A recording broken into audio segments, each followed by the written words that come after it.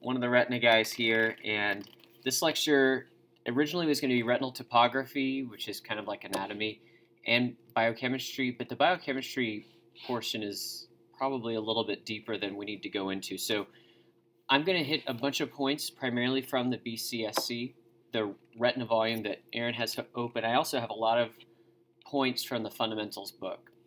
So if you see me contradict the retina book, it's because I'm drawing it from fundamentals and vice versa. So I've tried to marry them together, but just this morning I discovered one says 4 millimeters, one says 3 millimeters for how far back the posterior aspect of the vitreous base is. So anyway, I'll try to keep it simple.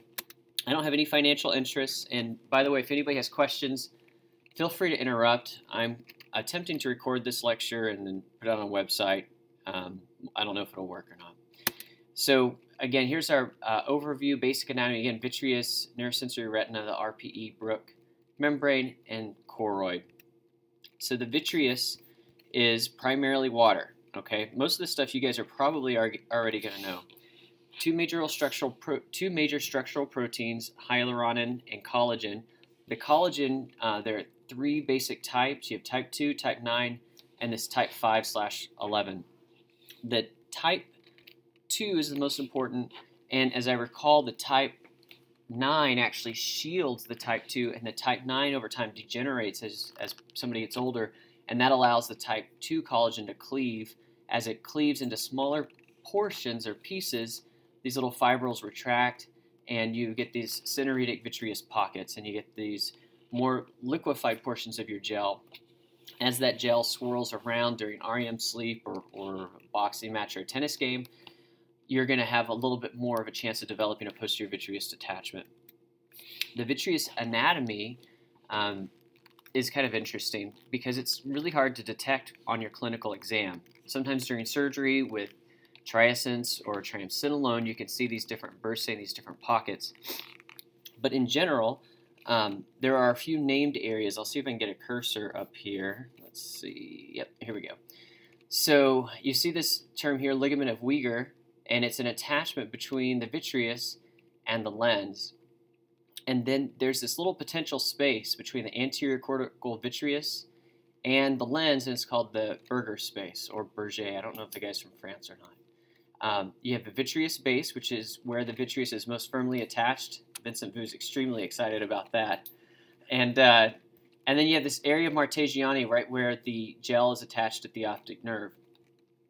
You've got a few other areas where the gel is firmly attached, the macula, the retinal vessels, and what I'm going to show on the next slide is kind of the extent of the vitreous base's attachment. But I want to point out one thing that I learned myself from the book is that there's this thing called the annular gap, and basically between the attachment of the gel to the lens and the attachment of the gel to the vitreous base, there's not a basement membrane here at all, and it's where diffusion of nutrients or metabolic sorts of things can go between the vitreous cavity and the aqueous.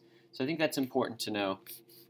And this is a photo I got from Matt Caldwell, and you can see an enclosed oral bay, which I'll show you later again. But I wanted to kind of illustrate the vitreous base's attachment. It goes about 2 millimeters anterior to the ora serrata, and then it goes about 3 to 4, it was 3 millimeters in one book and 4 millimeters in the other, posterior to the ora serrata. And you'll be able to see that a lot more as you operate with me or with Dave Kim, Bart Hayes.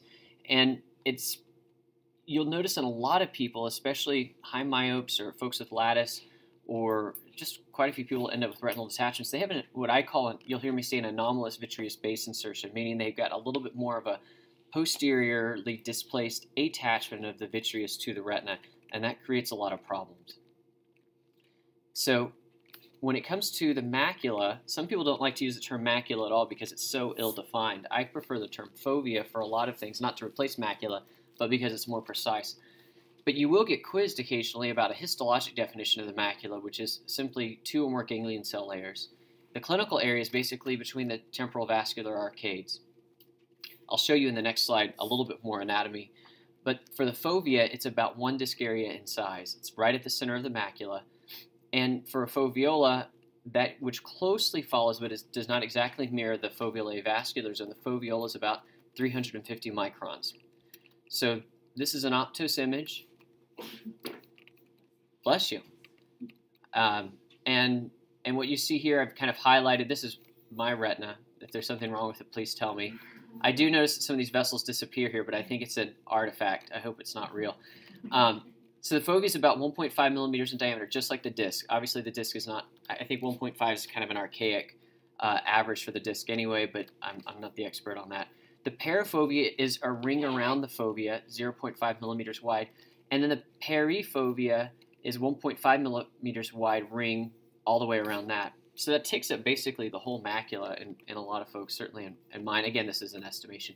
And again, the foveal avascular zone is defined by the FA, and it ranges, according to the book, one book has a different range than the other, of course, about 250 to 600 microns for normal. So, oftentimes you'll see us scrutinizing these FAs in diabetics and saying, oh, that looks a little bit enlarged or it's not so enlarged.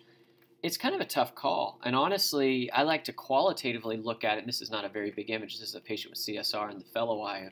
This is the less active eye, if you will.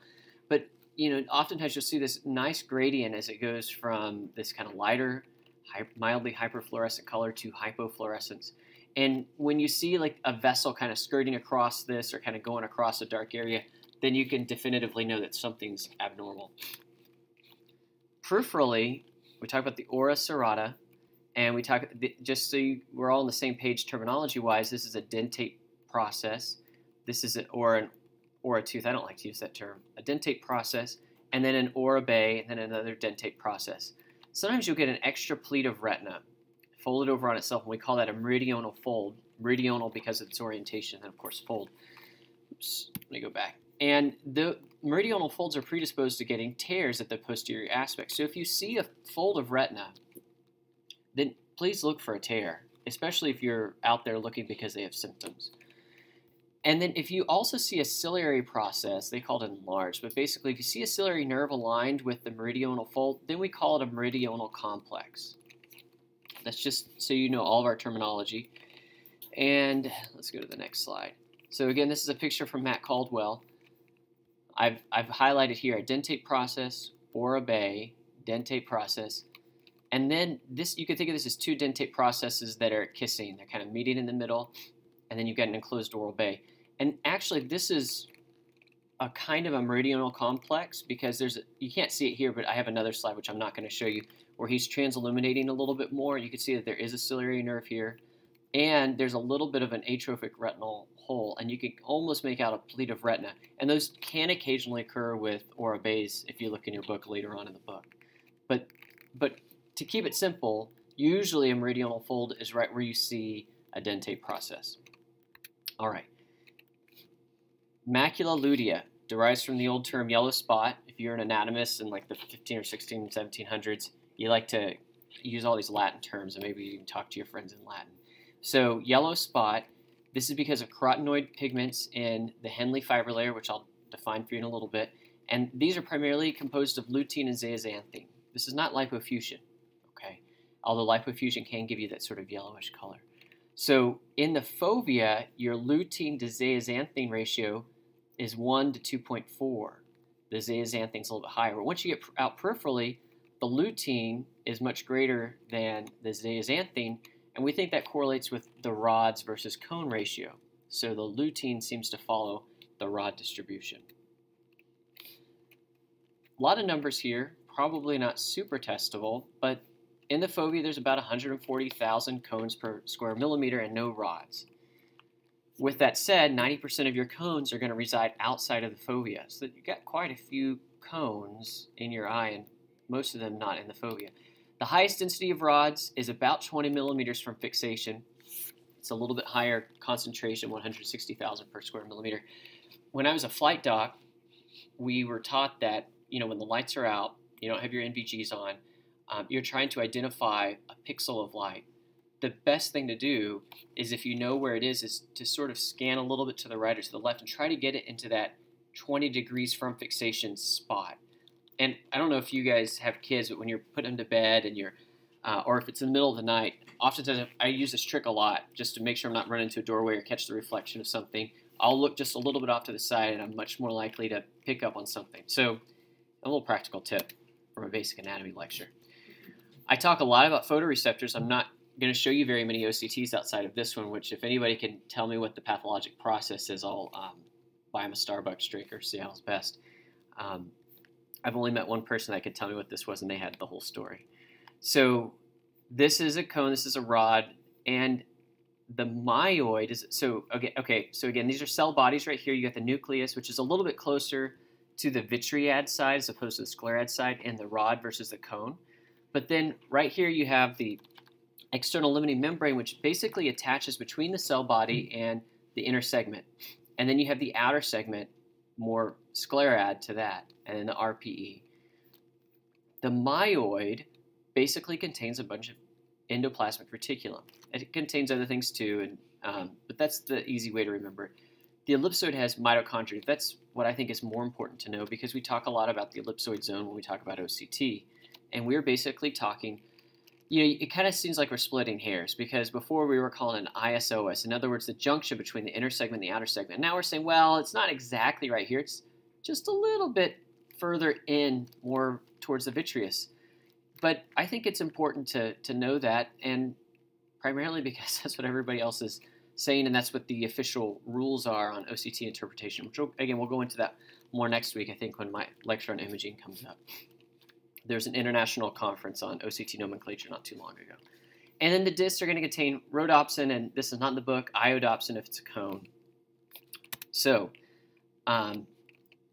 most people know kind of in general all the layers of the retina. I'm going to go over it kind of briefly. If somebody wants me to slow down, let me know. And again, if I'm able to post this to this little blog that I have, I will.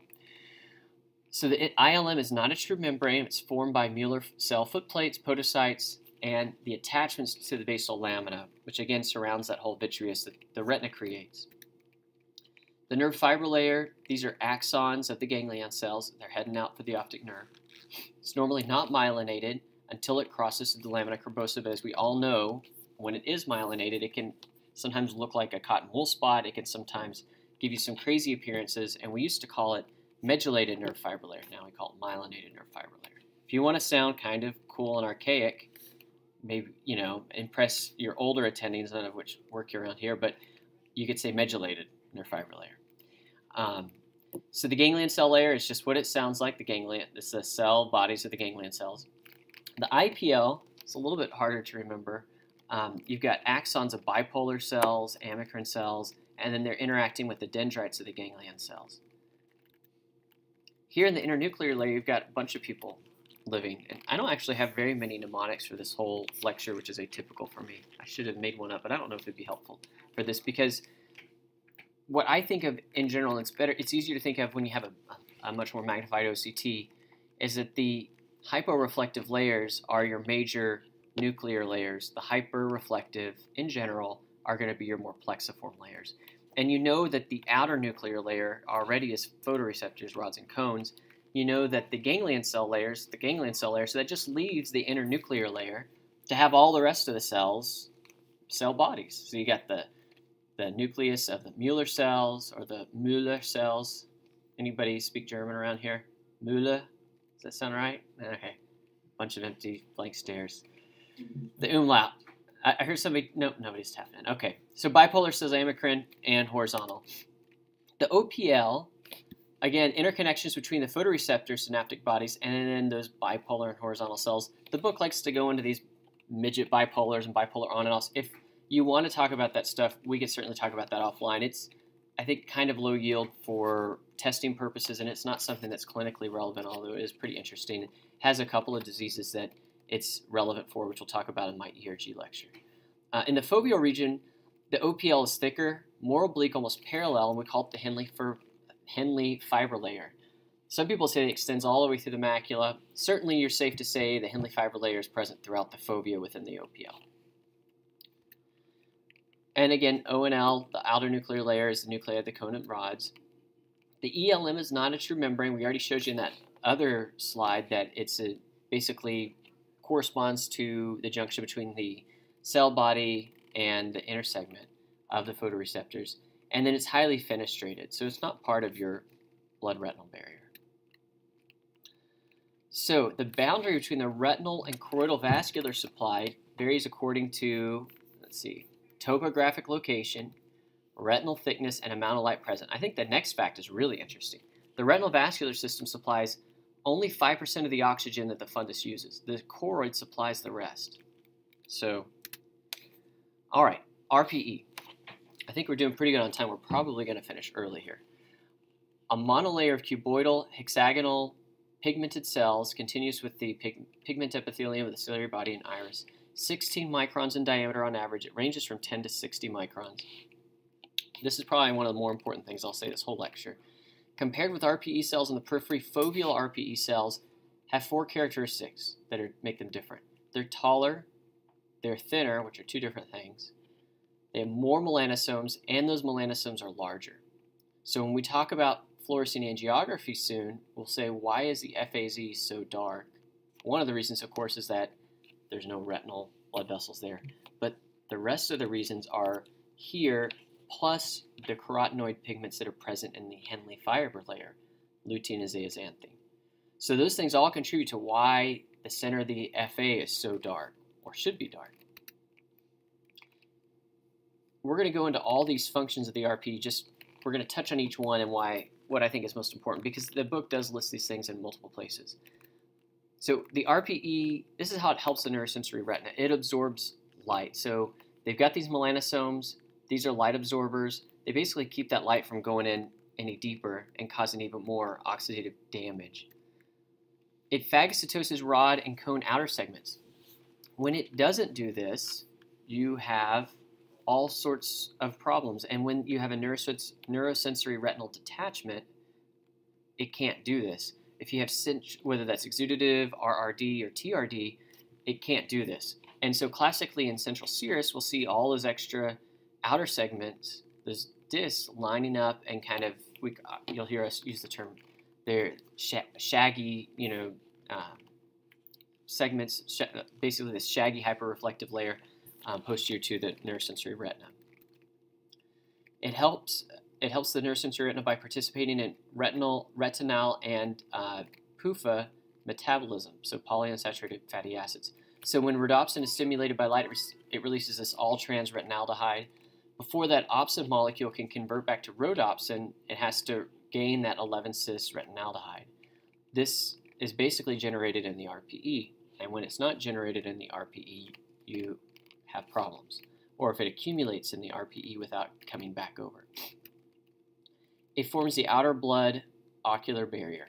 So these zonulae occludentes are tight junctions between RPE cells near their apices, and they form that outer blood ocular barrier. And then it maintains a subretinal space. So there's no passive diffusion that goes on. It's active transport, has a high capacity for water transport. So, when I'm discussing with you guys how it is that I'm, repairing retinal detachments, if I leave subretinal fluid there, whether it's due to a buckle or if I'm doing a pneumatic, I'm primarily relying on the RPE to suck out that fluid. And then it heals and forms scar tissue. I don't really think this is a great thing that it does, actually, because RPE cells, when they get loosed into the vitreous, can form epiretinal membranes, they can form PVR.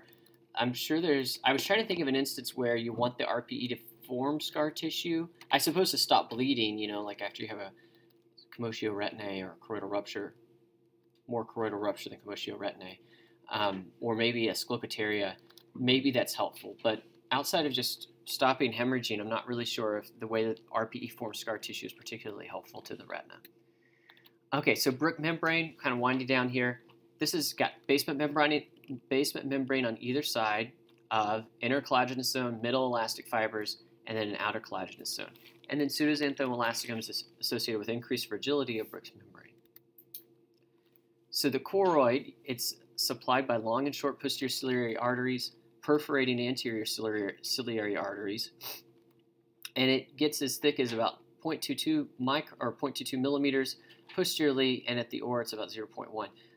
Those numbers are not based on OCT; they're based on cadaver histology studies, and certainly there's some biologic variation. There's an age variation. You've probably seen the papers on age-related choroidal atrophy, and then there's certain pathologic processes like VKH or CSR where it gets thickened abnormally. So pigmentation depends on the pigmented melanocytes in the choroid, and this, of course, affects the absorption of laser energy during photocoagulation. As any of you would know, if you've done PRP on somebody who's got a lightly pigmented fundus, you have to increase your power quite a bit to get the same amount of fluence or take. Has the highest blood flow of any tissue, and it acts as a heat sink to remove thermal energy created by the retina. So you, generally speaking, have 3 layers of your choroid, and you've got RPE and Brooks, not part of the choroid, of course, but then you have choriocapillaris, Sattler layer, and the halar layer. The halar layer has the biggest vessels, Sattler's middle, and then choriocapillaris is the thinnest. And the Sattler is in the center. That's the way I remember that. That's the only mnemonic I think I have for you guys. And you've got these fenestrations in the choriocapillaris. These, again, are not fenestrated. These fenestrations face towards the RPE or Brooke membrane, and that allows the diffusion of substances to come through it. And that's why you'll see ICG coming through these fenestrations, but it will not come through these areas. Okay, so because I'm not using biochem in this lecture, I thought I would have a couple of little questions here, and so we'll mostly pick on the people at Wilford Hall, except for Vincent Vu. He'll take the first one. So I've got a couple of fundus photos, and I want to see if anybody can name that gene. My gene lecture had to get cut out, and honestly is a good thing. It was just going to be really boring. But I did want to make it somewhat relevant, the genetics portion. So Vincent, can you name a genetic mutation that would give you that sort of fundus appearance?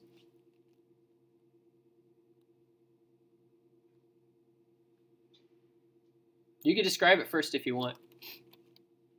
Actually, that's probably a better way to go. Why don't you describe the fundus image, and then we'll go from there.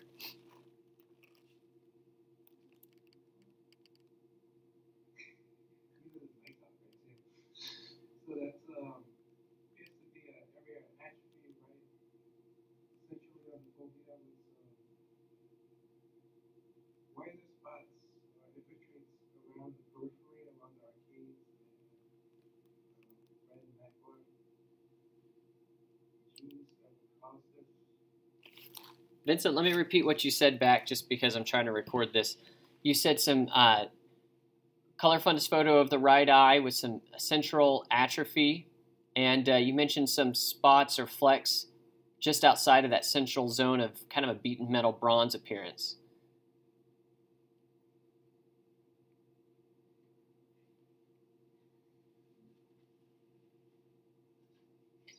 If you're not sure about the gene, maybe you might want to throw out a possible clinical diagnosis. Or ask one of your friends. Yeah, I don't know I forget the gene. That to me, one possibility would be central areolar choroidopathy, or That's a great thought, and that was on my differential as well. I sent this young lady for genetic testing, and she ended up having an ABCA4 mutation, so more consistent with Stargardt's. But I didn't show you a fluorescein. Ryan's feeling pretty vindicated with his hands up over there. All right, this next one will be for. That was my first guess. Oh, so you got to go with your gut. All right, this next one will be for the apple eater over there. Or is that a peach? That's an apple, right? You don't need a peach at like a conference with a bunch of other doctors, would you? Okay, good. All right, so I'm not sure how well this transmits. So if you can't see anything, or if you're not sure if you're seeing anything. Yeah, it doesn't look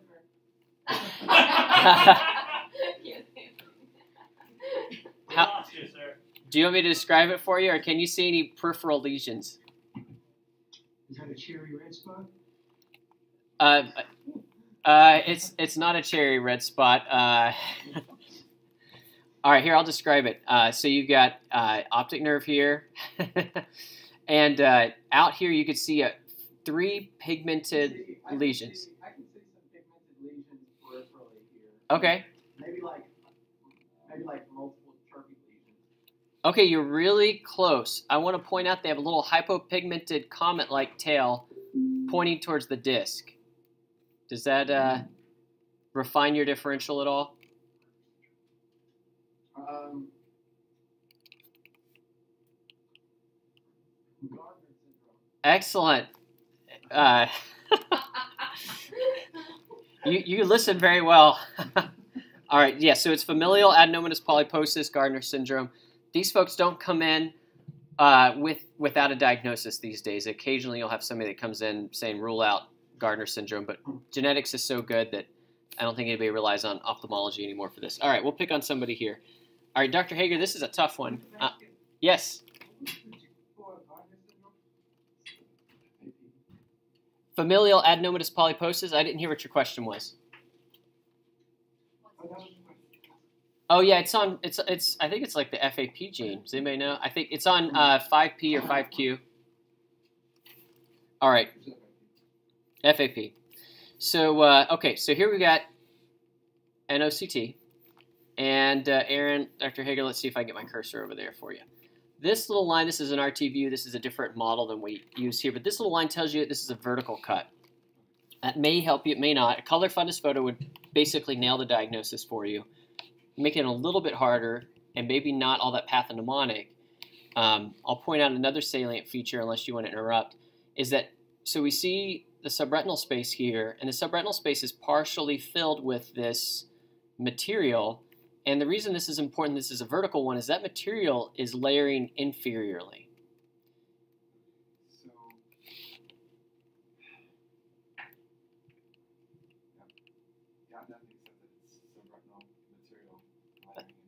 That's good. This is not an easy one. Nobody ever quizzed you like this. This would be an OCAP question maybe, but not, probably has never been used.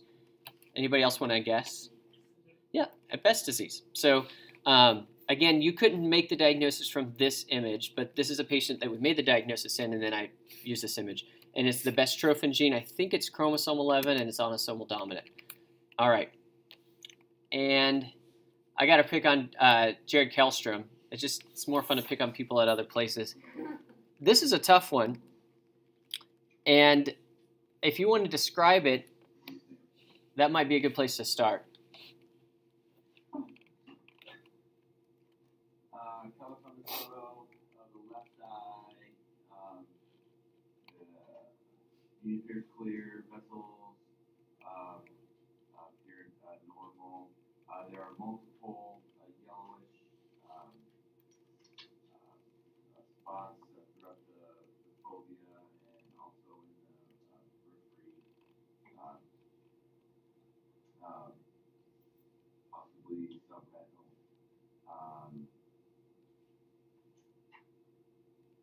Differential.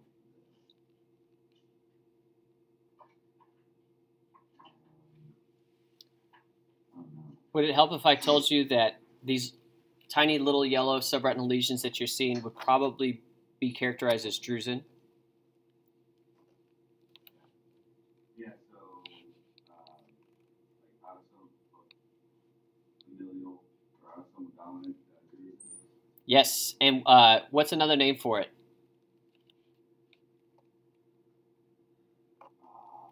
Levitinese, yeah. All right, Malatia leventinese, which, does anybody know what that means? I don't think it's got some French portion to it, but I think it's more Italian or Latin. But Malatia is like the malady, and then leventinese is like the people of the Levant, which is an older term for Palestine. And so some Jewish people had this malady. And then it's got one other name, starts with the Doyne. Yeah, the Doyne honeycomb dystrophy.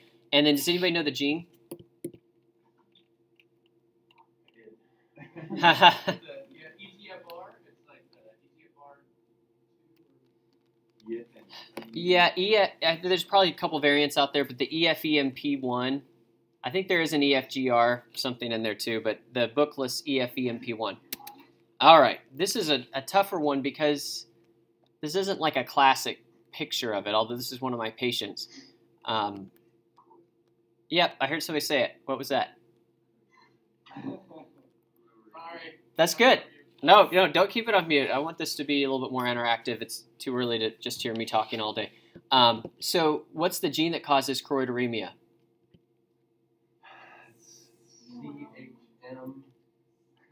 CHM. It might be called the CHM gene. What's the protein? What's that? You're really close, Shari. Yeah, it's a couple. There's a couple names on it. It's the geranyl transferase, or REP-1 Rab escort protein 1. All right, we'll move on. I think this is this. What's that? It is X-linked. And it is X-linked. Just brought up a good point. And then X-linked carriers. Does anybody know what X-linked carriers will have? The daughter of my patient, if you've ever met either one of them. I've only got one. They have these slate gray peripheral pigmentary changes. I've got a picture. I should have thrown it in. It's really interesting looking. Very mottled, kind of moth-eaten appearance, totally asymptomatic. They can get some ERG changes, and they usually don't ever have symptoms, although I think they can if they have atypical lionization. All right, this is a tough one. I haven't picked on Luke Groves yet. Do you want to describe this photo, and then we'll work through the diagnosis and genetic defect? Color focus of the right eye, vitreous is clear, vessels appear normal in caliber. This with normal appearance. There's multiple peripheral, small, I would say, more white than yellow appearance. They don't seem to confluence with each other, but they're not. They're all individual single lesions. Does involve the macula. That's great. So, you're right. They are little. Technically, they are dots and they are white. We wouldn't put them in the white dot syndrome category, but you could argue that maybe they should be. But you could think of this like a crystalline retinopathy or a fleck-like retinopathy, because frankly, looking at this, you may not be able to tell the difference, and it's a lot easier coming from the other side of things where I already know the diagnosis. But so if I told you this is crystalline, what are some things that, let's just take a step back from, we've got a few minutes to chat here, take a step back from the genetic causes and maybe just all comers. When somebody says crystalline retinopathy, what sorts of things do you think of? Talc, that's a great one. And talc, what's a little bit kind of unique about a talc crystalline retinopathy? Do you know, Jess? Oftentimes they'll get the tiny little precipitants in the blood vessels. Not always, but if you see that, that should make you lean a little bit more towards talc. What's another thing? There's a tanning agent that's not used in the U.S. anymore. It's in Canada or something. Canthaxanthine. There's methoxyfluorane, which is a drug that's not used very much except in labs. There's a few others, tamoxifen. There's a bunch of drug causes. But then when we start getting into genetics, there's a few things that can look like this, but there's specifically one that I wanted you guys to think of. Anybody? No. It can look like that, though. But usually when you get peau d'orange, or I can't say it the normal way anymore. I just say it the terrible French way. But what's that? Like retina candori. Like that is a great one. Those are bigger blotches of like color changes. Like they'll get if you look in the book, I've never seen one. It's like somebody bombed out, with the flecks. So these are really tiny. And but let me go back to peau d'orange. Peau d'orange, you typically get that orangish color in the posterior pole, and the way you know it's peau d'orange is when you start to look around the equator, they lose that orange color, and then they go into a normal choroidal retinal sort of redness. And when you see that border, you go, oh, I should be thinking PXE or something like that. So, but a good thought here, peau d'orange and PXE, you don't typically get tiny little dots. So tiny little dots, I actually should have pulled up my differential on this, but you want to think about fundus albipunctatus. And then there's retinitis punctata albescens, and this is not retinitis punctata albescens. The reason you know that is because the vessels are normal caliber, the optic nerve looks good. Retinitis punctata albescens is a form of retinitis pigmentosa, and whereas fundus albipunctatus is a stationary night blindness. And so you could do ERG and dark adaptation and see which one you've got. So this person has fundus albipunctatus. The book lists it as a mutation in the 11-cis retinol dehydrogenase. All right, and I got two more. The last two are kind of tough. This is not a patient I've ever seen. A 40-year-old, I'll kind of interpret this a little bit before I call on Chari, goes from having all these, you would describe them as pale, semi-confluent drusen, to having a choroidal neovascular membrane, usually bilateral, and a fairly explosive one at that. Does that ring a bell? When they're 40 years old, can it be age-related macular degeneration? No. By definition, they have to be at least 50 before Medicare will reimburse you. So, and Medicare defines everything that we do these days. So less than 50, it's not AMD. There are a lot of causes of C&V out there. You know, you have myopic C&V, histoplasmosis related, trauma related. It's not any of those. This is a genetic one. Is this, which one? It is a macular dystrophy. What's that? Sorsby, right. And do you know what gene that's caused by? All right. PIMP2. Okay. TIMP2. Temp 3. Oh, Team 3, yeah. And was that Ryan? Off by one. Ryan, for bonus points, do you know what TIMP stands for? Oh, no. Yeah, Chari beat you to it. She's just not as loud as you. Tissue inhibitor metalloproteinase. Okay. All right, here's my last one. Here's my favorite one. This is one of my patients, and Jess can't speak up on this because we just talked about it right before Christmas, which probably means that she probably could speak on it because it's hard to remember that long ago. But a patient with, I'll just give you clues until somebody wants to say what it is. You can name the diagnosis first and then the gene. Somebody already have the diagnosis? Right, good. So I'm showing you an autofluorescence photograph. This is a patient that I actually originally diagnosed as age-related macular degeneration. He was in his mid-50s, and I actually am going to have him presented once his genetics are done, if somebody wants to present him, of course, at Grand Rounds. But really interesting, I happened to notice that he had all these little hyperfluorescent lesions and kind of these streak-like things emanating from his disc, which look like little angioid streaks. And initially I thought it was just age-related, or the idiopathic version of angioid streaks, which happens in a lot of people with just hypertension. But then he mentioned one time that his sister had this plucked chicken appearance. So I said, really? And that she had some eye problems. So I talked to him a little bit more, and I thought, well, would you be interested in genetic testing? Well, the day that I sent him for genetics, he also told me this. You guys got to go? Or push him anyway. So anyway, the story basically goes, he had 2 different FemPop bypasses in his legs, and I don't think he's had a stent.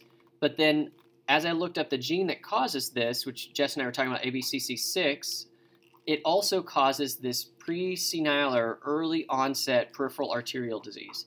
Now, it happened right around the same time he started getting injections, so I couldn't have made the diagnosis even had I known about that association. But I think it's important for other people to know that this is a potentially life-threatening disease or illness. And it's not in the book. The gene is in the book, ABCC6. The association with peripheral arterial disease at an early onset is not in the book. But I think that would be very important to know clinically. And also, once the book writers figure it out, and I'm sure it'll be tested because of its implications for systemic disease. So here's my last slide. It's the guy I took care of in Afghanistan. Just a good reminder, we should always wear eye protection when we're on the EOD team. If anybody has any questions, feel free to email me or speak up before I walk out of here. And thank you for your time.